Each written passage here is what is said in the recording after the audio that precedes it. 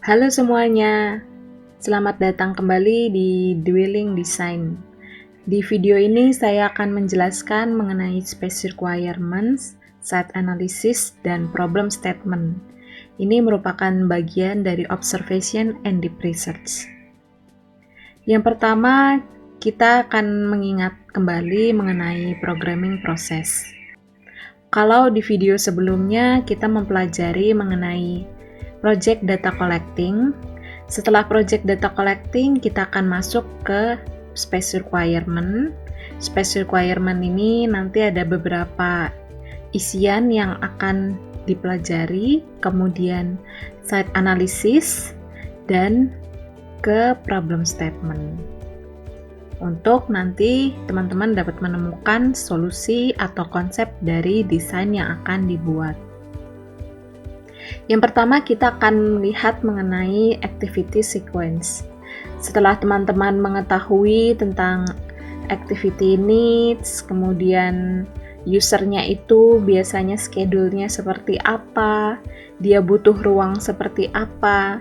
Nah, ini kita bisa mencari ruangan tersebut itu digunakan untuk apa saja, kemudian kegiatannya ada apa saja. Kalau di sini activity sequence yang ditunjukkan contohnya ada di unit laboratorium suatu rumah sakit gitu ya. Kita perlu mencari apa saja sih atau siapa saja pelaku yang ada di sana, pelakunya siapa, kemudian kegiatannya apa saja. Mulai dari datang, parkir, kemudian berbagai macam kegiatan sampai ke pulang. Kalau misalnya di desain hunian mungkin mulai dari bangun, kemudian mandi dan lain-lain, kemudian nanti sampai ke tidur lagi. Ruangan yang dibutuhkan apa saja, kemudian berapa kapasitasnya untuk per ruang tersebut. Dari activity sequence kita dapat mengetahui kebutuhan ruangnya seperti apa. Tadi sudah ketemu kebutuhan ruangnya apa saja dan kapasitasnya berapa orang.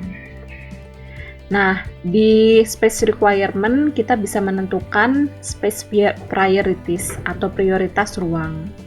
Prioritas ruang ini dapat dicari dengan menunjukkan aspek yang menjadi prioritas pada masing-masing ruangan. Misalnya kalau di sini ada beberapa ruang, kemudian prioritasnya apa saja? Apakah butuh lighting quality khusus, air quality, atau akustikal? Misalnya ruangannya apakah harus benar-benar kedap atau boleh bocor dari ruang sebelah suaranya gitu misalnya. Butuh maintenance khusus atau tidak? Sifatnya fleksibel atau tidak? Enclosure seberapa besar ketertutupannya? Privasinya apakah harus private, kemudian security-nya seperti apa, furniture dan equipment apakah butuh yang khusus, specific ambience, sampai ke fire protection. Nah, dari mana kita dapat mengetahui prioritas ruangannya itu seperti apa? Kita bisa tahu dari standar-standar di literatur. Misalnya dari data arsitek, human dimension, time saver standard, dan data-data lain. Dari space requirement tersebut kita dapat berlanjut berikutnya yaitu analisis kebutuhan ruang. Jadi tadi sudah tahu prioritas ruangnya, sekarang kita mencari area tersebut atau ruangan tersebut itu butuh apa saja sih, elektronik, butuh furniture apa, kemudian minimal space-nya seberapa besar setelah dimasukkan furniture atau alat-alat elektronik. Di sini misalnya ada satu ruang resepsionis gitu ya. Dia butuh meja, butuh telepon. Apabila ada elektronik atau furniture khusus, mohon dilampirkan gambar dan dimensinya. Ini catatan khususnya. Kemudian minimal space-nya ini harus berupa sketsa. Jadi jangan cuma teman-teman mengambil potongan-potongan dari buku Human Dimension atau data arsitek ya. Jadi cobalah gambar ruangan tersebut kira-kira layoutnya seperti apa secara sketsa saja, kemudian itu yang menjadi minimal space dari ruangan tersebut kalau sudah dimasukin furniture yang wajib ada. Jangan lupa selain furniture, teman-teman juga perlu mempertimbangkan area sirkulasi. Nah, setelah itu di sebelah kanannya lagi teman-teman bisa memasukkan requirement berdasarkan space priorities yang sudah dikerjakan sebelumnya. Misalnya lighting quality, lightingnya harus seperti apa, apakah butuh pencahayaan buatan tertentu, kemudian air quality, udaranya apakah bisa cukup pakai udara natural, alami, atau harus menggunakan air conditioner. Itu dijelaskan. Sampai ke spesifik ambience. Ambience-nya kira-kira mau seperti apa sih moodnya? Nah, itu teman-teman bisa masukkan gambar contoh-contoh referensi atau inspirasi tentang ambience dari ruangan ini. Lalu kita masuk yang selanjutnya ke space relationship. Setelah mengetahui prioritas ruangan, kemudian analisis kebutuhan ruang, kita dapat menghubungkan ruangan satu dengan ruangan lainnya itu hubungannya seperti apa. Nah, space relationship ini biasanya digambarkan dengan beberapa macam diagram. Ini contoh diagram yang pertama. Jadi, teman-teman bisa mendaftar kebutuhan ruangnya di sebelah kiri, kemudian di atas juga. Nah, kemudian dicari apakah ruangan-ruangan tertentu harus dekat atau harus jauh atau harus tidak berhubungan. Nah, itu bisa digunakan alternatif diagram yang ini.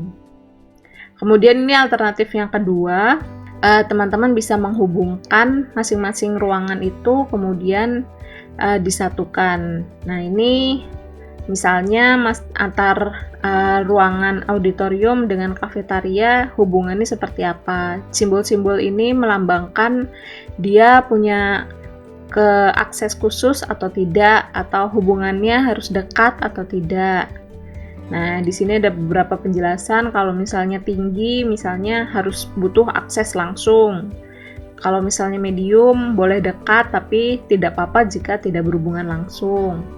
Kalau low, misalnya tidak membutuhkan hubungan khusus antar dua ruangan. Ini kira-kira kalau misalnya ruangannya ada banyak. Semakin banyak ruangannya, tentu saja matriksnya akan semakin banyak juga. Nah, ini alternatif yang ketiga. Jadi, kita bisa menggunakan namanya bubble diagrams. Bubble diagrams ini sebenarnya cara yang menurut saya paling bisa menggambarkan ke arah layout ruangan nantinya. Jadi, teman-teman bisa menggambarkan nama-nama ruangannya di dalam lingkaran-lingkaran, kemudian dari situ bisa diceritakan langsung hubungannya seperti apa. Misalnya yang garisnya tebal dan diarsir itu ruangannya harus dekat atau harus berhubungan langsung. Kemudian yang kira-kira garisnya semakin tipis itu tidak apa-apa jika tidak berhubungan. Kemudian di sini juga ada keterangan tanda panah ini untuk menjelaskan view. Apakah dia harus butuh view keluar atau tidak usah. Dan misalnya ada simbol-simbol lain untuk menjelaskan ruangan ini harus kedap suara atau harus kedap view gitu, itu juga bisa dijelaskan. Dan juga bisa dikasih keterangan pintu masuk utamanya dari mana. Di sini ada beberapa step untuk menggunakan bubble diagram, tapi kira-kira dari gambar ini teman-teman sudah bisa membayangkan space relationship dalam bentuk bubble diagram itu seperti apa. Ini contoh yang lain dari bubble diagram, yang penting adalah ada keterangannya. Ruangan yang langsung, bersebelahan, dekat, mudah dijangkau, berjauhan, yang butuh privasi akustik, itu dikasih simbol-simbol.